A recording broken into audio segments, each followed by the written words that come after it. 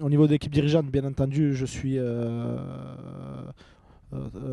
très très bien secondé par Monsieur Solier Bruno, donc, qui est le secrétaire du club, qui fait un travail remarquable depuis son arrivée. On peut réellement compter sur lui à tout moment. Euh, et le comité directeur qui est là aussi pour appuyer. Alors bon, donc en tant que nouveau président de l'Étoile sportive de Port-Saint-Louis, nos ambitions cette année, c'est d'essayer en tout cas de maintenir la PHB à son niveau, voire plus si on y arrive.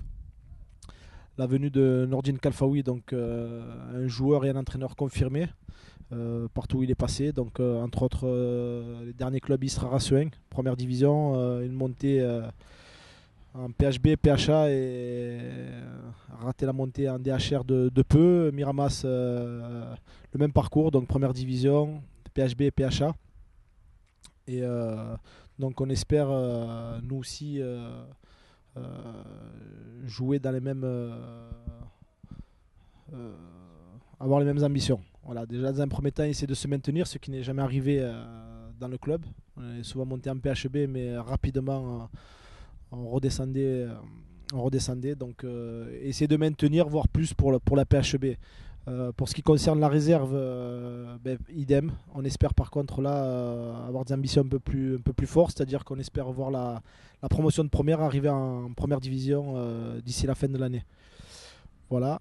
Pour les jeunes, on espère essayer de structurer un peu mieux, c'est-à-dire essayer de former rapidement des jeunes éducateurs en leur faisant passer donc initiateur 1, initiateur 2, pour leur permettre de structurer donc, leurs entraînements, expliquer aux jeunes comment ça se passe et le mettre en application. Donc former un maximum d'entraîneurs. Voilà, donc bien entendu les ballons, les plots, enfin tous les petits équipements qui permettent de pouvoir travailler dans de bonnes conditions. Après, le gros problème aussi que nous rencontrons cette année, c'est d'avoir des arbitres. Parce qu'en même temps, si on prétend vouloir jouer en PHB et voir par la suite pourquoi pas en PHA, il faut des arbitres dans un club pour pouvoir prétendre à avoir des mutés, comme c'est le cas cette année. Le fait de ne pas avoir d'arbitre, les pénalités, c'est financière. Donc, chaque match joué, on est censé payer des amendes. Et aussi, bien sûr, le fait de ne pas avoir d'arbitre, on ne peut pas avoir de muté. Même si c'est des jeunes de Port-Saint-Louis qui veulent revenir en ayant disputé des matchs dans un autre club, s'ils veulent revenir à Port-Saint-Louis, c'est difficile. Difficile parce qu'on n'a pas d'arbitre. Donc là aussi, on va essayer de faire en sorte de former des jeunes arbitres.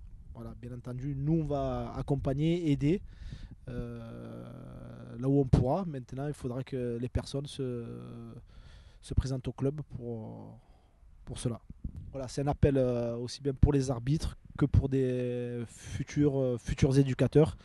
Nous, on sera là en tout cas pour les accompagner, les inscrire, enfin s'occuper de tout ce qui est administratif et se mettre en relation rapidement avec le district de Provence ou la Ligue pour toutes les formations qui pourront être faites donc pour ces futurs éducateurs et arbitres.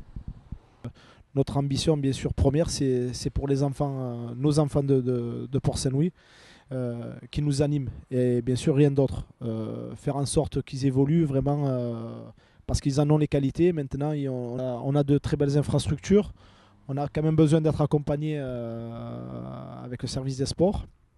Et j'espère qu'ils répondront présents tout au long de l'année à nos attentes qui sont, qui sont abordables qui sont abordables.